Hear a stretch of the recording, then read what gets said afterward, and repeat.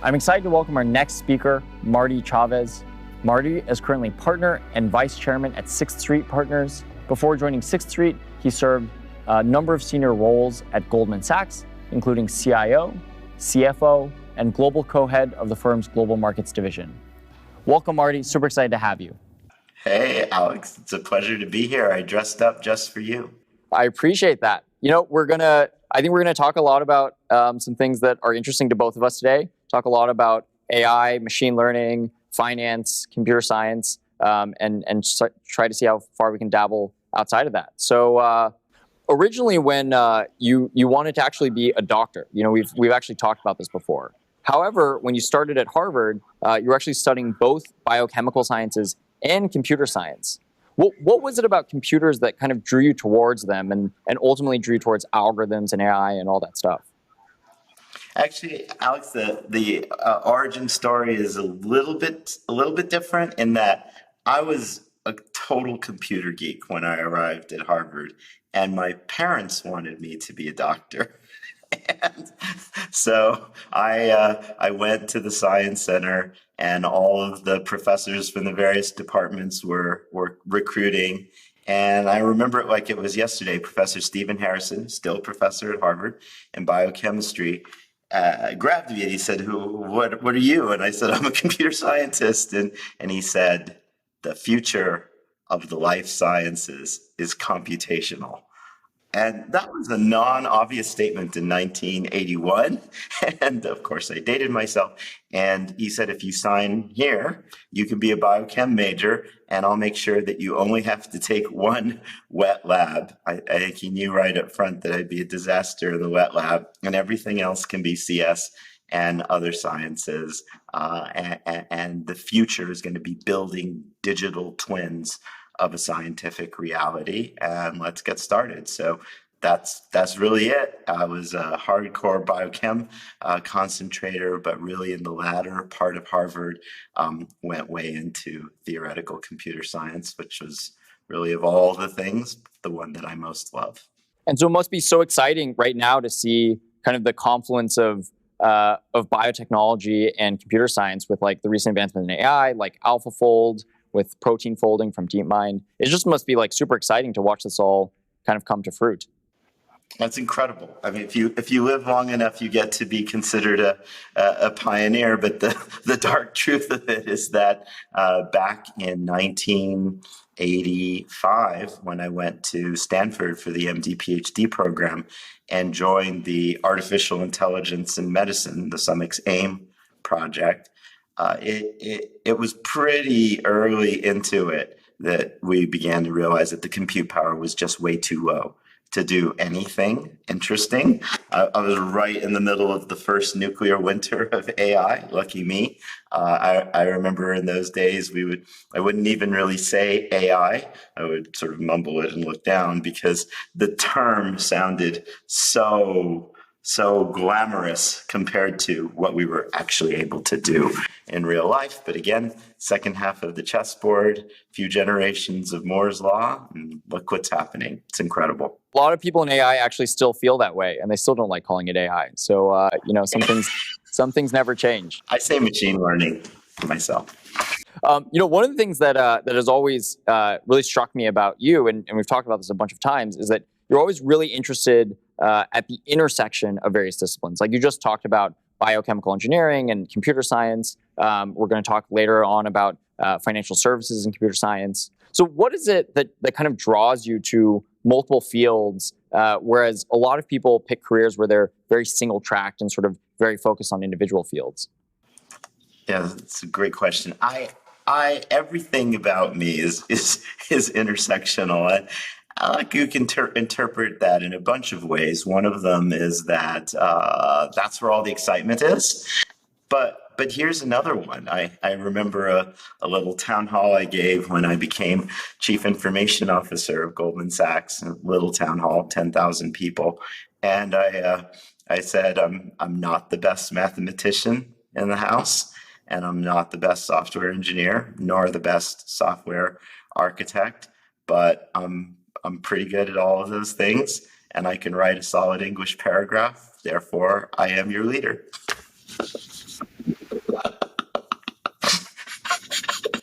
It's been great for me to be pretty good at a bunch of things and not nearly the best at any one thing.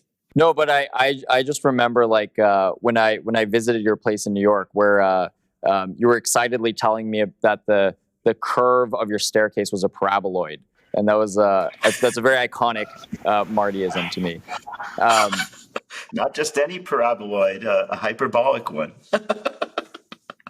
There you go. There you go. So let's kind of talk about Wall Street for a little bit. Obviously, where you spent a good amount of your career, and one thing that I'm interested to learn about is like, share a little bit about what you originally found on Wall Street, kind of when you arrived, and how you realized over time that kind of change was needed. Well, so story I love to tell. I'll tell the short version is how Wall Street found me. So I am just about the only Wall Street person from the class of 85.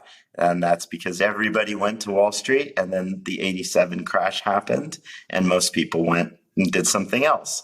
But in 87, I was dissecting cadavers in med school and really had nothing to do with the stock market crash and hadn't thought about Wall Street at all. But as I mentioned, I was in this AI and medicine program, a joint venture of CS and medicine at Stanford, and the compute power was low. And we could do interesting things with what were essentially toy problems. And we were all pretty despondent. One of my colleagues with whom I shared a cubicle for a period had the excellent idea of using computers to help people figure out what movie to watch. And that, of course, is Reed Hastings. And so by far the more successful. And I did not figure out an interesting problem that was actually tractable, but I did get a letter from a headhunter saying Goldman Sachs is looking for entrepreneurs in Silicon Valley with PhDs in computer science from Stanford. In the days before LinkedIn, he'd just done the intersection. And so I went out there more as a joke, to be honest, more for a free trip to New York, see some Broadway shows, have some fun. And then they were telling me about this project, which I thought was certifiably crazy. The project was to build a piece of software that would contain all the trades, all the time series, all the models, all the reports, all the risk, and put it all in one place. And so, of course, to do that, we need to build our own transactionally protected object-oriented database, what 20 years later you might call DynamoDB. And of course, we need our own programming language that's interactive and scripted and dynamically typed, which 20 years later would have been Python. And we're going to build it ourselves in C. And your job is to write the database. And I thought, well, I'll go do it for a year, see what it's like. It sounds like fun. Sounds like a hard problem. And they clearly had the need, the pain, and the ability to pay and the desire to pay. And that was a bad time in Silicon Valley. 93 was another dark time in Silicon Valley. So I took the bait thinking it'd be 1 or 2 years, pay off some student debt, and then go back to Silicon Valley. And I ended up staying for a real long time. There you go. There you go. And like this thing that you just mentioned, even like I think it's a bit hard to even comprehend how visionary it was, especially at that time, to say, hey, we're going to have one software platform that's going to have all the information, all the data in one place, and we're going to be able to use that to sort of. I mean, I know of plenty of financial institutions that even today don't have that or didn't have that sort of clarity of vision early on. And so, what do you think is in terms of like what some of the things that were holding that like this technology solved for the financial institutions? Like how were they being held back by lack of technology? Was it resulting in slower trading decisions, missed opportunities? Like what was that kind of impact? So great question. I wish I could say that I was the brilliant person who dreamed up this vision at Goldman Sachs. I was not. I was the fourth person to join the core team to actually make it real, to build it. But I think this is very, very important to understand. People forget this. I know with certainty that the secret at Goldman Sachs was organizational and cultural. more than anything else. It wasn't just having great people. Other banks have great people too. Many of our great people went to other banks whose CEOs came to them and said, hey, would you please do that Goldman Sachs thing, that SecDB thing? That's what we called the project here at our bank. And none of it worked to the same degree at all as it did at Goldman. And so really, here's another creation story. The traders in the JR and currency and commodity business, which Goldman had bought a few years earlier, were having a very unpleasant and painful interaction with IT, the technology division, where the traders would say, please build a risk management system. And then IT would go off and spend a bunch of money in maybe a year, and then they'd unveil it, and the traders would be very unhappy, and they would express themselves in a very loud and unhappy way. And this unpleasant loop continued endlessly until one of the traders said, I am going to go across the river where you find engineers, and I'm going to go to the heart of where the engineers are, Bell Labs. And I'm going to get my own engineer, and I'm going to sit him next to me, and I'm going to pay him well. And maybe he will learn the trading business by osmosis, so I won't have to explain it, because I obviously haven't been able to explain it to any of these IT people. And maybe he'll figure out what to build. So that's what Lloyd Blankfein did. He hired Armin Evanescence from Bell Labs. And Armin was the one who had this brainwave. We're going to build one piece of software. And why did Armin get there? Efficiency, Occam's razor. And the big problem I'm having right now is whenever I want to find something, there's 117 different databases and disconnected systems that it might be in. And I want to put everything in the one place where everything is, so I will always know where to find it. And it was really just that. And then the rest of us worked on making it real over 25 years. It was a long, long haul. And even in the early days, I remember we would say, and one day we're going to have the equities business modeled up in our system. And then we'd laugh hysterically because we didn't know the equities people. They were in a different building. There was a different team. They wouldn't have liked us if they had known us, and they wouldn't have had anything to do with us.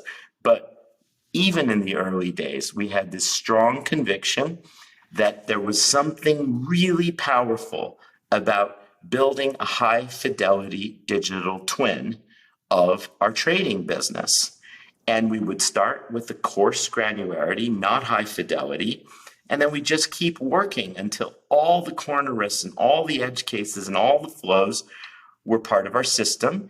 And we had that conviction because we said, hey, wouldn't it be great if you can lose billions of dollars every second of every day in software simulation, and then wake up and say, thank God that didn't actually happen. It was only a simulation. It was only a counterfactual.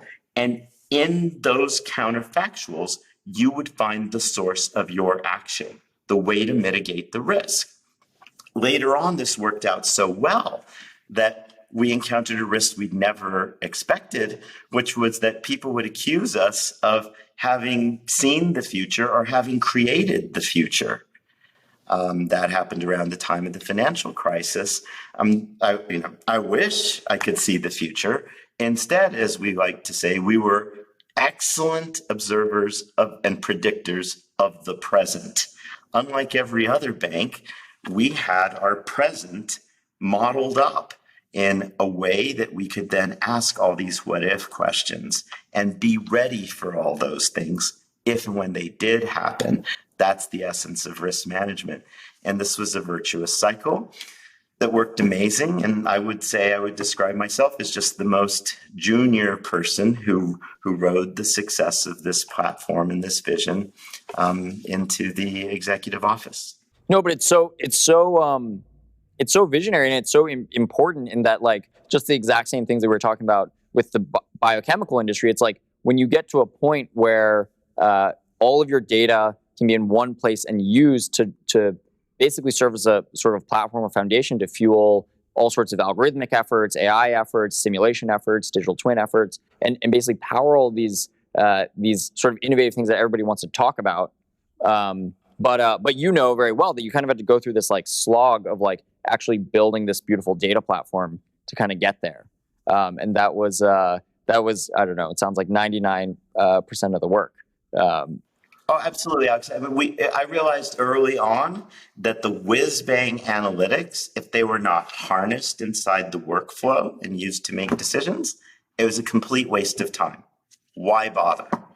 And also, I observed over time that the people who could conceive of this end-to-end digital model and make it real, with this heavy emphasis on the unglamorous part, which is the cleaning and the curating and the storage of data, and the capturing of all workflows in software. And those were the people who really got rewarded.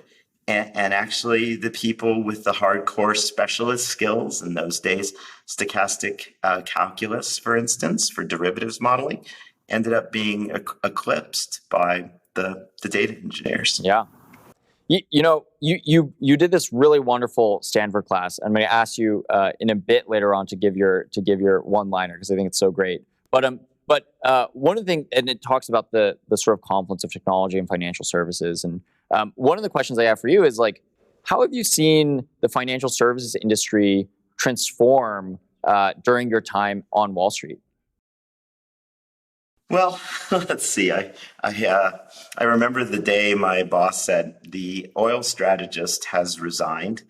Congratulations, you are the new oil strategist. Go out to the trading desk, that corner on the oil trading desk where they throw phones into screens and are really loud. Go there and introduce yourself and make yourself useful. And guys like me. I don't know. Can you help me turn my computer on? That was kind of the interaction, and I very early on, I've always thought about the use case, the pain point, who pays what to whom. That was my early lesson in Silicon Valley. So while I love dreaming up stuff, I get really anchored by how am I going to get paid for this, and that turned out to be a great survival skill on Wall Street. Also, growing up as a gay kid in Albuquerque, New Mexico, I had another survival skill, which was identify the beautiful and popular people and help them with their math homework. So I was really made for Wall Street. I identified the popular people and helped them with their math homework. And I said to the trader, "Here's what I'm going to do for you. I'm going to get you out of here at 5 o'clock every day, half an hour after the market close, and you will have perfect risk and P&L reports." And for him, he was wrangling Excel for several hours a night to maybe get the right risk for the next trading day. And I said, no, I'm going to make all that go away. And it's going to be, you push one button. You got to tell me when all the trades are in, and I'm going to do the rest. We thought that was an amazing deal. And so that's how I made myself indispensable. Now, even back then, I started thinking, okay, so I'm doing all these analytics, and the analytics are saying that if you've got 1 second to hedge the entire derivatives book, go buy this many futures contracts. And I remember thinking, why do I need the trader to call the broker and say I want to buy 500 front month WTI? I'll get to that part too eventually. And but I didn't tell the traders that took another decade and a half. And then one thing that I'm always curious to get your views on, since you're as one of the few people who has a very deep understanding of the technology as well as the financial lens. Where do you think Wall Street is kind of today in terms of a progress with technology and fully integrating technology into how it operates? And in particular, where do you think there still remain gaps, in terms of the use of data or the mindset and the culture or the talent or even just the use of technology? Like, where do you think we are? Where do you think the opportunities are? So first, Goldman Sachs is a very special and wonderful place. It is hardly representative, right? So Goldman made this bet 30 years ago to bring in people like me and compensate them at a level that had been unheard of before, and to think of them as something, to think of them beyond IT, right? Not just back office. People who can help us make money and avoid losing money. And so a lot of things happened at Goldman that are happening now at other places, but it's really taken decades. I think Goldman was that far ahead. And so I would say the industry as a whole, financial services, is a huge industry, and it's incredibly fragmented, right? So Wall Street, like, what does it even mean? There's so much happening in Wall Street, and it's like that cliche, right? The future's already here. It's just not evenly distributed. So the future's here on Wall Street. There are places on Wall Street where you can find some of the best computer scientists and engineers in the world doing the most extremely innovative R&D that you can imagine. But that is far from uniform across Wall Street. And it's going to take decades for it to permeate the rest of the industry. And the sell side, where you tend to have to provide, the whole point is to provide liquidity to clients. They have a risk they don't want. They want a risk they don't have. You make it happen for them. It's not a surprise that the sell side has evolved more rapidly. Many parts of the buy side, almost all of it, are still in Excel and cutting and pasting and PDFs and email and voice, and a lot of expensively educated people participating in error-prone manual workflows. That's the state of it. So there is so much opportunity to clean up the workflow. I think one thing that a couple of things that I've said in the course, the Stanford course you mentioned, they got a fair bit of play and were intended to be provocative. One of them is the future of fintech is banks. And, people say, what do you mean by that? Do you think that the banks are going to win? I'm like, no, it's just banks have been making financial software for many decades now.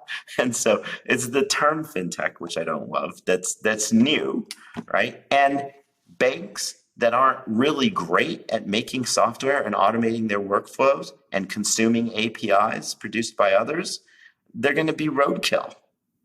And there are activities relating to money, the storing of money, that I wouldn't recommend to any fintech that it store money and pretend not to and hope the regulators avoid looking at it because they're calling it fintech, not bank. I think that is a very bad strategy, right? And so the whole point of my Stanford class was we're seeing a great bifurcation happening right now, where the old distinctions that we used to use on Wall Street, buy side, sell side, trader, customer, quant, salesperson, market data provider, market data consumer, market infrastructure provider, market infrastructure consumer, all that's going away. And there's an API boundary. And if you wish to survive, you better get really good at packaging your products and services in an API, and you better be a world-class producer of some set of APIs that are connected to what is core and differentiating about your business. And you better be a really astute consumer of APIs provided by others for everything else, because it's silly to build all your own stuff. There's no way that's going to work. And the regulatory boundary will equal the API boundary.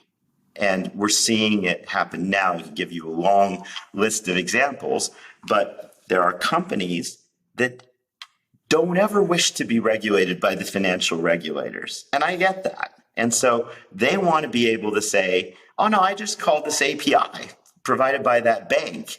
You better go regulate them. It was just a black box for me. And then similarly, banks are understanding that their core value is to operate effectively and efficiently inside the regulatory boundary and largely leave activities outside the regulatory boundary to others who will be much better at it. The bank will never have the CAC of some of these tech companies. And so let them do the customer acquisition, and then the banks will do the core things like storing money, risk transformation, things that you want your bank to be regulated. If you want, and you want to get the services from a regulated entity, and you want to do it in the most efficient way, and you want to put those entities in competition with one another, and you want them to be API compatible so that you can switch if one of them stops performing the service you want to the SLA you want. So that's the way it's evolving, and it's evolving fast. Yeah, what you mentioned, it's very insightful. This thing that you mentioned around how it's basically almost an unbundling of the bank, because sort of the past few decades have kind of been all about banks doing more and more and more and more, becoming more and more full service, having more and more products and services, and sort of being these like big lumbering companies. And then what you're saying is the trend is almost the opposite, the unbundling, where hey, the core regulatory functions, which is the core things that you get from being a bank, those are your differentiators. Those are the things that like a bank's job is to differentiate on. And then whether it be a tech company or a marketing company or whatever it is, like other companies will sort of consume those APIs and kind of handle the rest of the work. And it's a huge, I mean, it'd be a huge shift from the current ecosystem. And it's sort of, as you mentioned, like happening in real time as we speak.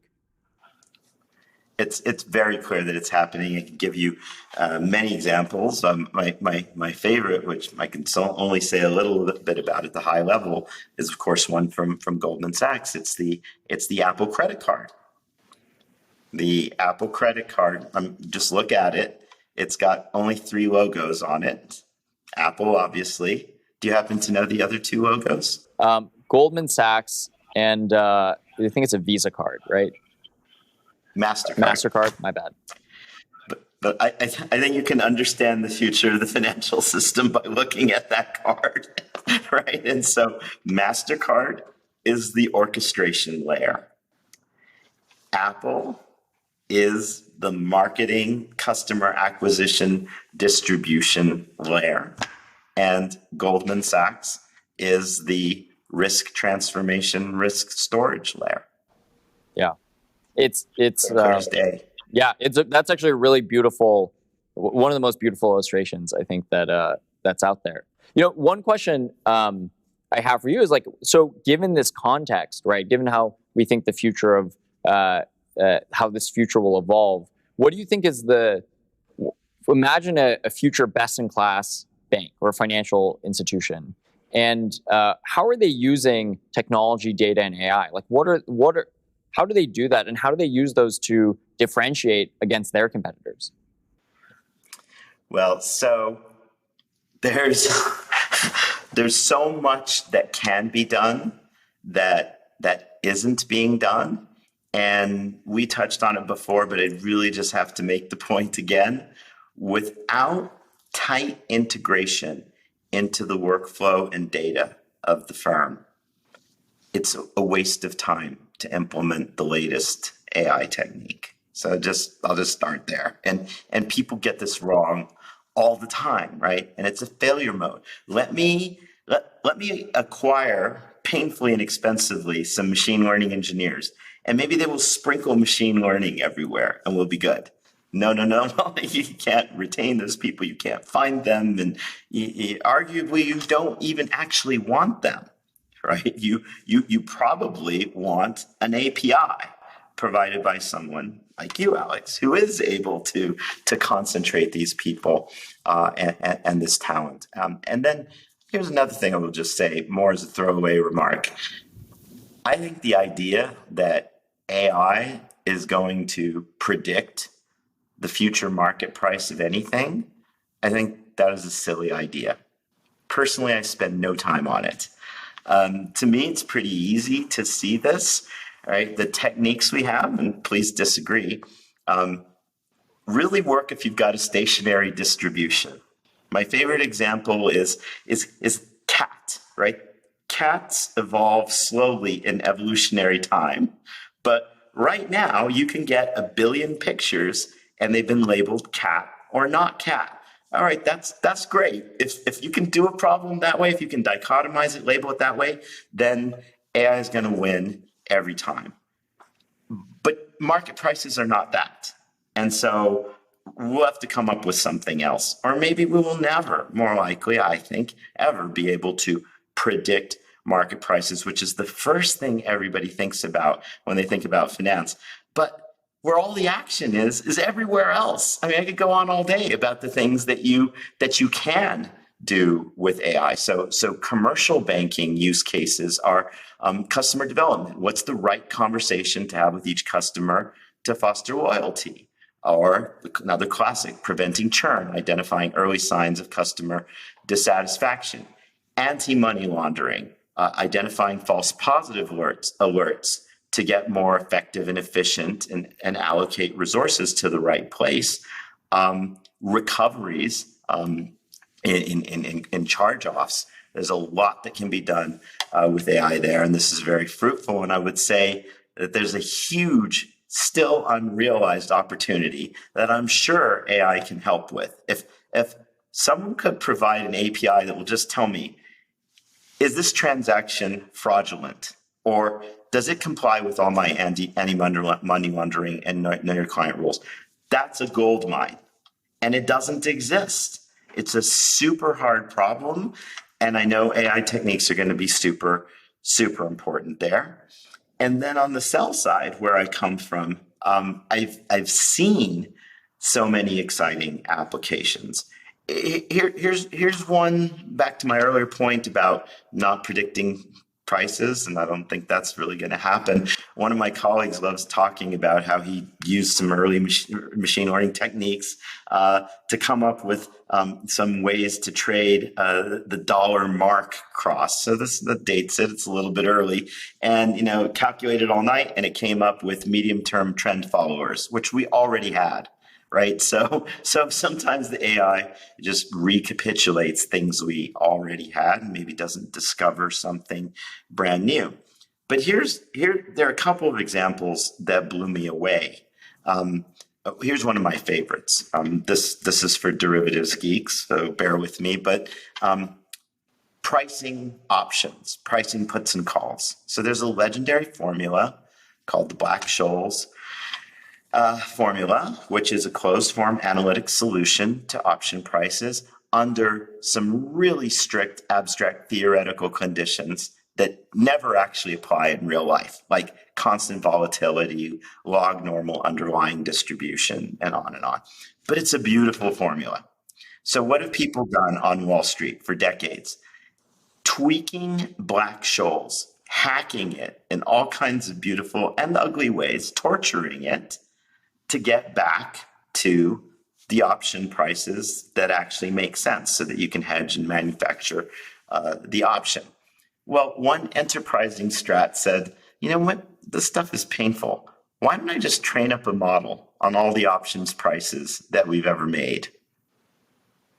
Like, just skip all this hackery. And this model was unbelievable. It recapitulated all the prices. It wasn't overfitted.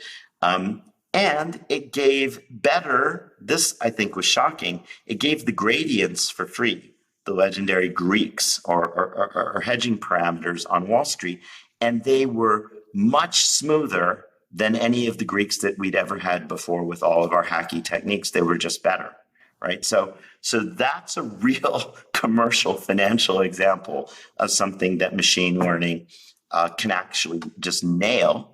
And then another example that machine learning AI has nailed is a very hard problem.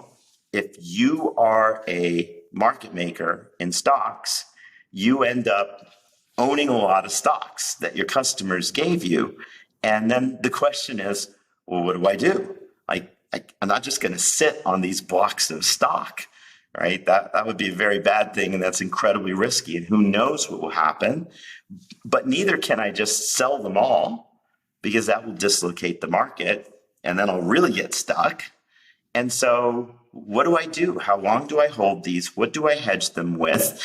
How do I predict the arrival of new customers who will actually want to buy that from me so I don't have to sell it into the dealer market? This is an incredibly hard problem, and another one that admits to a beautiful solution with machine learning techniques. So there's a lot going on.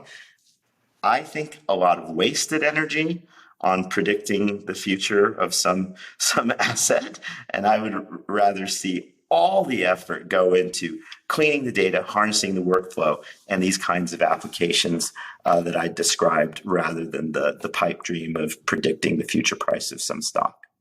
Totally. And you mentioned something that, I mean, we just see all the time with our customers, which is that, without data and without the proper data foundations, there really is no AI. That was kind of your first statement. And then obviously, I mean, I think we've had this conversation, but I agree with you. Like, predicting the future asset price, is hard because there's, the distribution's changing, the world's changing, and it's a competitive process. Whereas all this other stuff of just like having your business operate more efficiently and effectively using AI, that's where there's a lot of very real opportunity.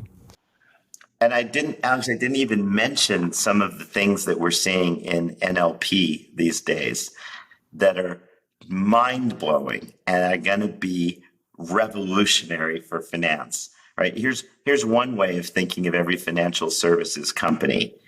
It's got 1 million legal docs that are generally in some filing cabinet somewhere that no one's ever seen, and maybe there's an electronic copy. And those docs are meant to govern every aspect of its business. I've agreed to do all of these things with all of these clients. And many times in regular way business, when the sun is shining, you don't even look at the docs. But I can tell you, when there's a financial crisis, everybody's pulling those docs to see what's going to happen because nobody knows what's in them. And just querying 1 million docs to know what credit terms did I grant, right? That's an incredibly hard problem. And we're starting to see NLP solutions that actually let you ask these questions about a vast corpus of documents. And I think that one's going to be huge. Yeah, those are massive.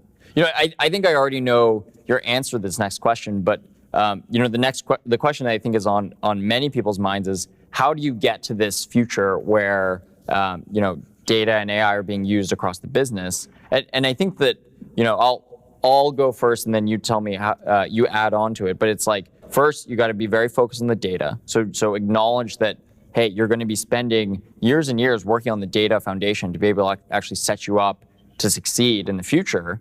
And then you have to take a cultural approach, which is really embrace and empower the technical people within the company who are going to actually be able to design these solutions for you.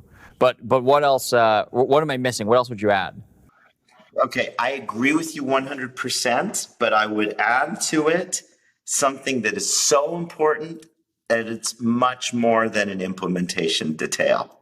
Okay, which is, you mentioned bringing in people with these different skill sets, these data science skills. Let's just call it that. Yes, you have to do that. But how do you then set these people up to succeed? And this is a place where I see all kinds of companies in the financial sector and having nothing to do with the financial sector make a big mistake. Okay, so here's a failure mode. Data Science Center of Excellence. Whenever I hear that, I just want to bury my head in my hands, right?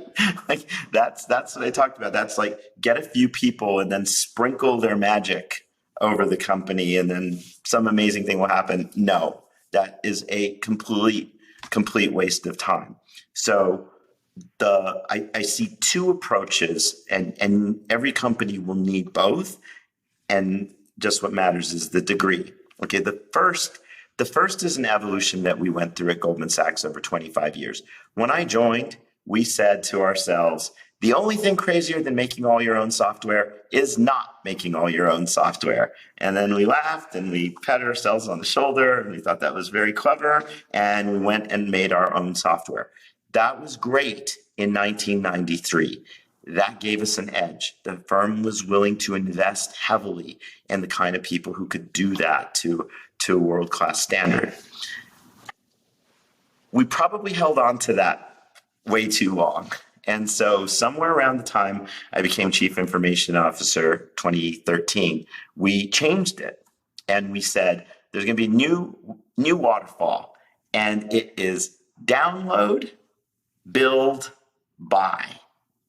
And what I mean by that is get it in open source, download it, or participate in the open source community. But if you're sure that's not going to work, then we'll build it. We'll still be better at building it. And only buy software as a last resort. A couple years in, we flipped the last two, obviously. And we said, so we're going to download first.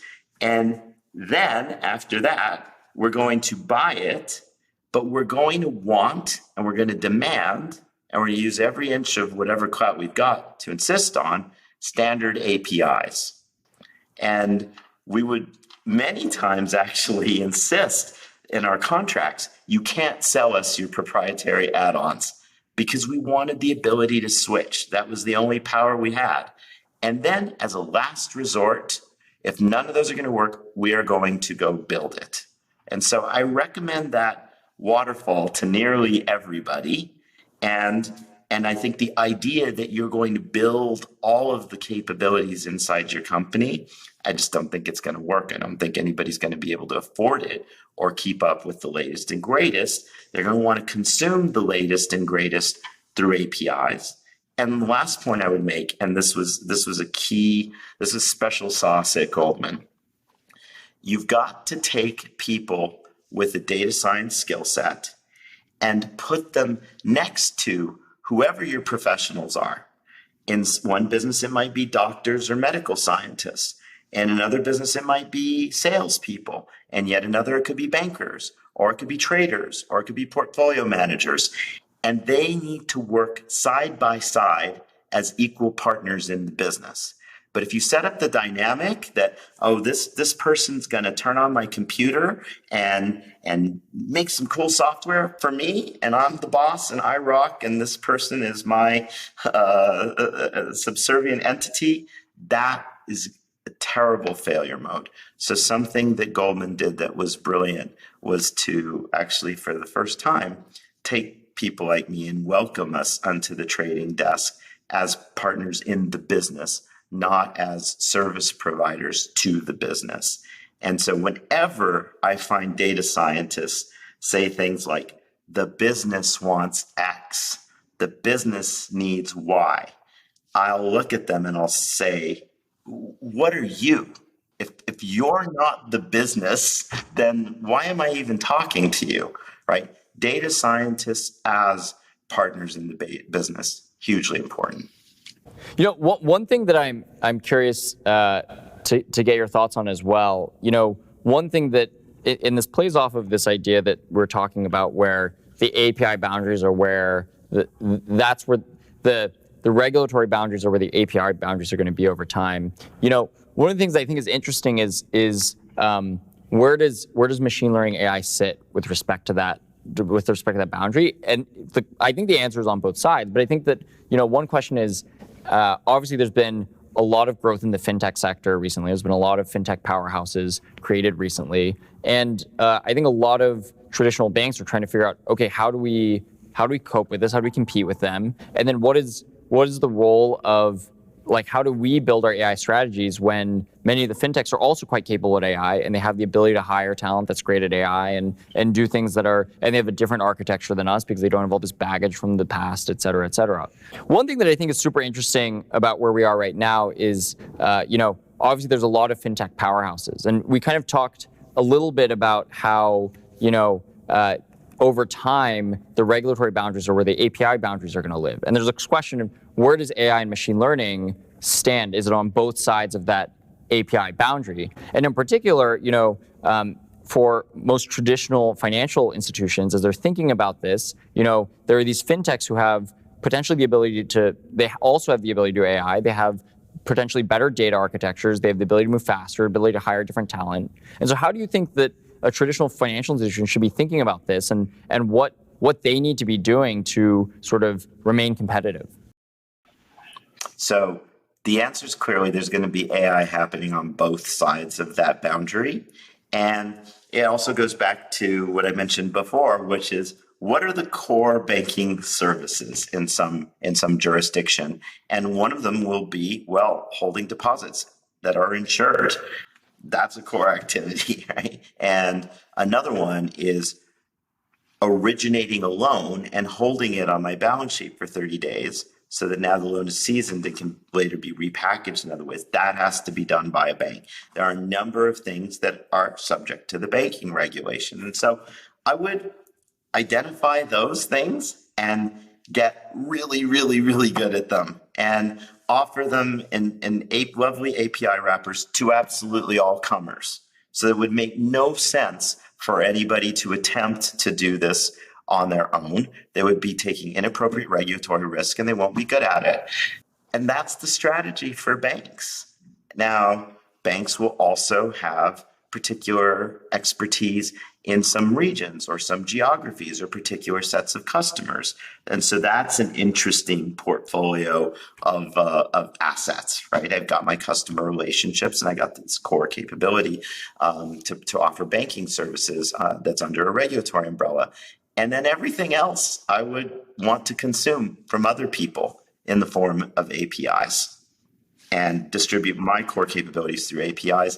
I just don't think banks are going to be competitive in anything else. And I also think that fintechs will be prohibited from playing on that side of the boundary unless they wish to have a banking charter, which you can't just go buy. You have to then get all the activities you want to do with your charter approved. And I would say, well, just don't do that. Just get them in API form from somebody else. And I think the way I'd close on that is to say, look at Apple and Goldman Sachs.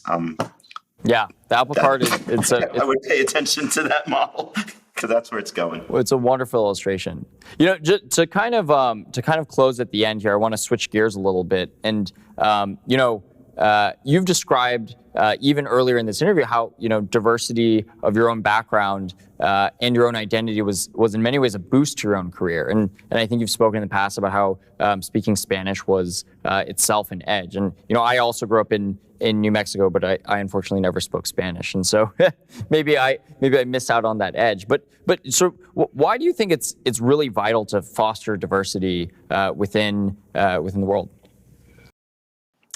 Well, here's an analogy. So something that everybody in finance understands is the benefit of portfolio diversification.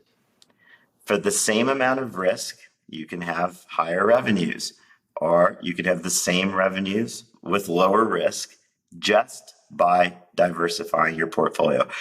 The absolute same thing happens by diversifying your people. You get uncorrelated views. It's another free lunch, and it's the only other free lunch that I know about on Wall Street is these two kinds of diversity or diversification, if you will. This is something I give Goldman Sachs a huge amount of credit for.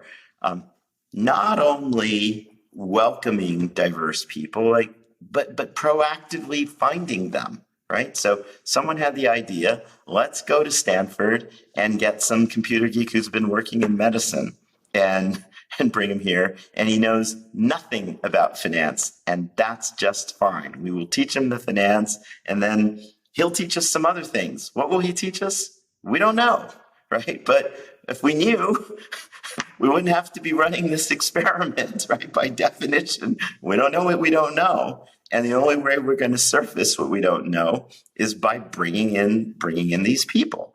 Then once Goldman brings in a very diverse group of people, does something else interesting, and I was the beneficiary of this. So I remember when I returned to Goldman after an entrepreneurial stint, I was asked, well, we really miss you in the commodities business. And I remember saying, I'm a commodities burnout. I'll work on any business except commodities. In my second tour at Goldman, I got my wish. I worked on absolutely every business, just about, except commodities. And I was always the guy when someone said, "Hey, Marty, would you like to go into business X?" I never said, "Oh, I have no idea what I'll do in that business. I don't understand that business. Is this good for my career or bad for my career?" I was the guy who didn't torture anybody with those questions. I just said yes. And I figured, hey, there's a chance I'll go over there and there's absolutely nothing for me to do. But there's also a chance that I'll go over there. And just because I came from New Mexico and I went to Stanford and I studied AI and theoretical CS and I speak Spanish and I do all these other weird things, maybe just because I worked in commodities and have never worked in equities before, I'll think of something that nobody has thought of. No particular brilliance. For me, it's obvious. It came from another part of my reality, but nobody had ever welcomed that reality into this reality. So that worked out unbelievably well. The fact that I came into the equities business and hadn't gotten the memo on all the things that couldn't be done turned out to be a very rich source of happy customers and growing businesses, and I learned a lot. So, in closing, I would recommend that diversity play to absolutely everybody. It is not just altruism, it's also good for business. Yeah, and it's so important, especially in the AI community, for us to be thinking about this, because it's very critical that as we build the systems of the future and the AI system of the future, that we build so with a diverse group of people and diverse community. So very relevant when you were starting your career, very relevant today, and will be relevant in the future for sure. Always a pleasure, Alex. Great talking with you. Thank you so much, Marty. This was a lot of fun, a lot of gems of wisdom that we covered on today, and always such a fun time chatting with you. Thank you for inviting me. Be well.